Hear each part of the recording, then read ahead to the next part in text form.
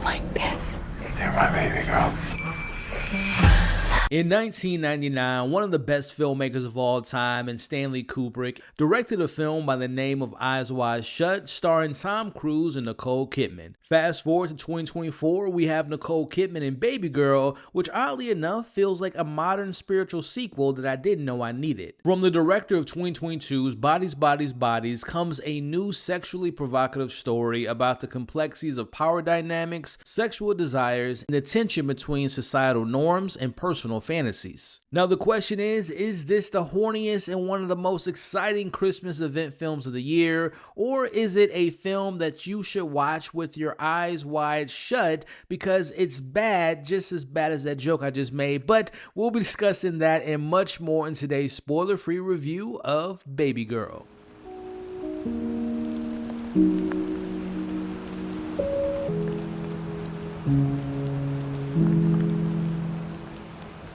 But before we get it started, let's get the conversation going in the comments below. Let me know if this is a film you all were excited to check out, but more importantly, once you've seen it, let's talk about the good, the bad, the ugly, what worked, what didn't work, your thoughts on the direction, the story, the performances, and if you have seen enough Nicole Kidman projects, what is your favorite performance of hers? Let's talk about it all in the comments below. Babygirl follows a high-powered CEO played by Nicole Kidman who puts her career and family on the line when she begins a passionate affair with a much younger intern played by Dickinson. So let's get started and talk about the director and writer of Babygirl, Halina Reijn. Now, I mentioned her previous film earlier in Bodies, Bodies, Bodies, and personally, I wasn't the biggest fan of that film, for reasons I explained in my review, which is on my channel, but I would say her direction wasn't necessarily a problem that I had with that particular film, but this time around, I was super impressed with her work, and it may be because she wrote and directed this movie versus only directing the film before. Either way, she brings to life this very messy, and for clarification, I use messy as a reference to the drama going on. So it's messy yet compelling story about this character who's put in this position trying to fill in this sexual void in her life,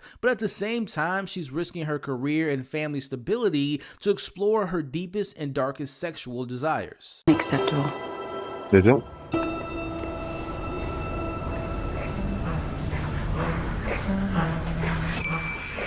The thing I like about her direction and also the dialogue in this film is that there's a sense of cheekiness about how the film navigates the depths of the themes, but it finds the human struggle within its tonal shifts, and it never felt too silly or unrealistic or overly dramatic. It has just the right amount of energy and a great sense of balance and control by the director, which really made for an enthralling experience. Which, speaking more of that energy I spoke of, the score was pretty impressive with this film. I'm such a big fan of Tapia de Veers since watching and hearing his work on both HBO shows The Third Day and my absolute favorite in The White Lotus season 1 and 2. The score here is very almost tribal in its sound, and it plays into the more animalistic aspects of the characters, and just in general overall the score and the soundtrack, including, by the way, a very great George Michael needle drop and father figure. The music in general made for one of the best parts of this film. Also found the cinematography noteworthy by Jasper Wolf, who shot the incredibly beautiful 2019 film Monos, and his style and overall composition of his shots really mix well with the film's seductive qualities as it draws you into those scenes. Now, the performances in this film was an absolute highlight, starting off with the supporting characters. After seeing her in 2022's Talk to Me, I've become such a big fan of Sophie Wilde. Now, personally, I wanted more screen time with her character, but when she does get the opportunity to shine,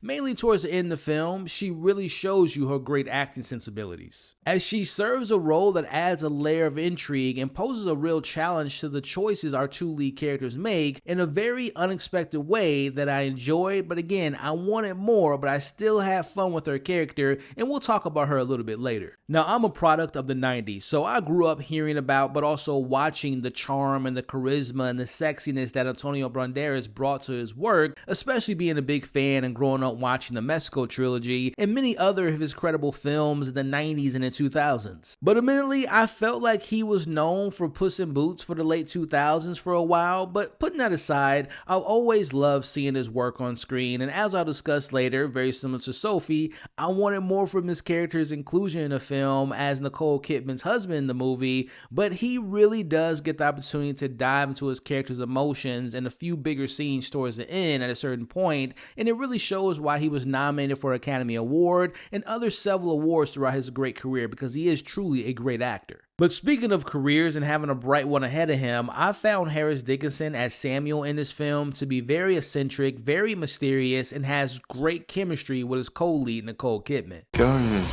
No. What? Is that what you want?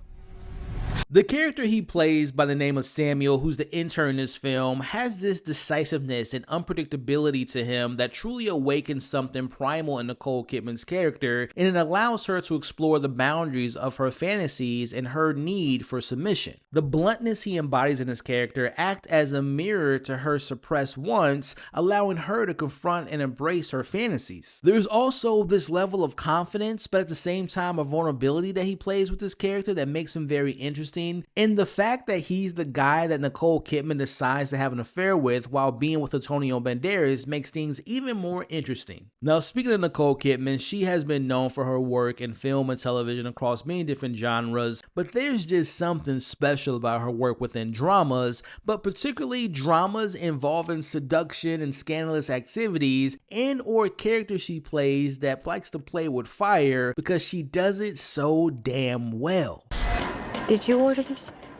Starting with, I tell you what to do and you do it.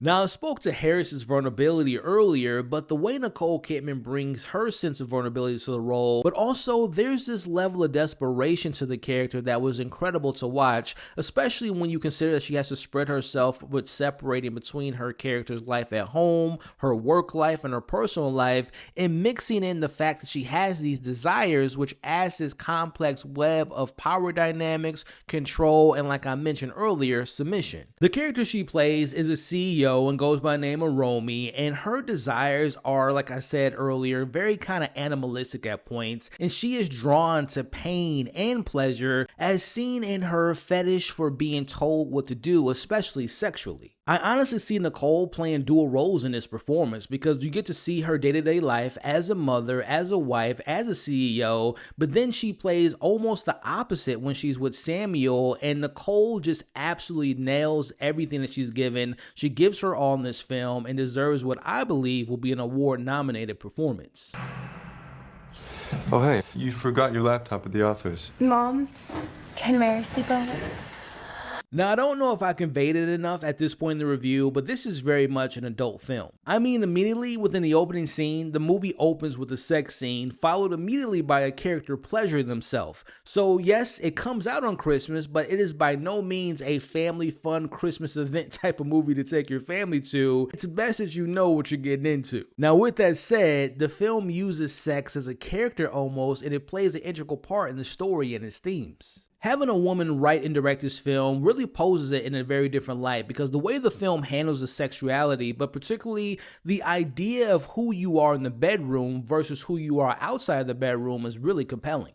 Our lead character really craves to be told what to do when engaging in sexual activities, which serves both as a form of liberation and confrontation with her shame that often associates sexual encounters throughout this movie. One of the other elements I found interesting about the character was the way shame plays a pivotal part in her sexual experiences, often leading her to hiding her face in moments of intimacy. This act of concealment can be interpreted as a fetishistic impression of vulnerability and a deeper commentary on the societal norms that dictate how women should express their sexuality. Now again, despite her desires being animalistic and raw at points, they are simultaneously shackled by the expectations of propriety, a tension that propels the narrative forward. Now as the film goes along and the character leans more into her desires, the character really challenges these societal norms, revealing the complexities of female female sexuality and the multifaceted nature of desire itself. I really like how the film suggests the idea that as long as, no matter how wild and kinky and hot relationships can be, that as long as they are consensual and safe, the exploration of kinks and desires is a vital expression of individuality. Now, with all that being said, the film doesn't come without its flaws and criticisms. Now, I mentioned a bit with some of the supporting characters earlier, but I found the supporting characters to be limited in what they were given. For example, you have Antonio Banderas' role as the husband, whose role is only given limited time to really get his character's point of view, and while it was great when it happened towards the end of the film, it just felt like there was a lot more to unpack, especially with this relationship that was almost 20 years long. Now, the same thing could be said about the children in this film. We have the two daughters who are almost solely used as a reflection of our main character's dual nature. One of the daughters is more structured and the other is more open-minded and flexible. Now, the open-minded daughter has her own affair of sorts with her girlfriend, which kind of opens up Nicole Kidman's character's eyes to possibly exploring her own desires,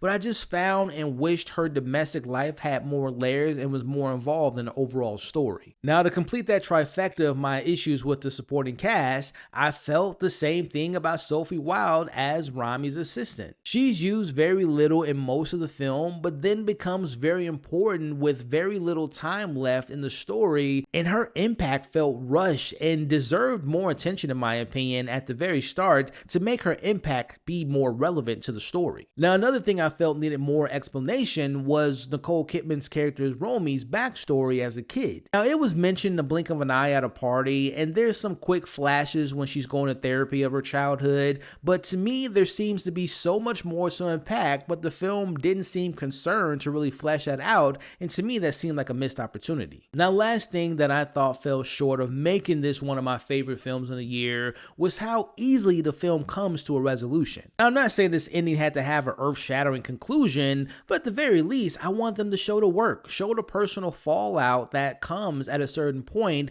versus using this almost montage type of approach. To me, when you get down to the last like 15 to 20 minutes of the film, it felt like it avoided certain elements and it kind of rushed to the finish line in my opinion, and I just felt like overall the third act really played it safe and it made it feel like a stereotypical conclusion to this type of story without many consequences. So those are my main positives and criticisms. Before I get into my overall thoughts and give you all my overall score of Babygirl, I want to take this time to thank you all for making it to this point in this review. If you all enjoying yourself so far, consider hitting the like button, sharing this video, but also sharing your thoughts about the film once you've seen it, and also consider sticking around by subscribing to the channel. Overall, to me, Babygirl was a thought-provoking film that explores the complexities of human desire, power dynamics, and tension between societal norms and personal fantasies. Again, Nicole Kidman's performance is outstanding and definitely award-worthy, and the entire cast is great. I just wanted more from them at certain points. So again, while the film is not perfect, it is refreshing to see a human portrayal of sexuality, reminding us that desire has no age and should not be shamed or be judged at and be bound by righteous morality. With that said, I'm going to give A24's Babygirl a 4 out of 5.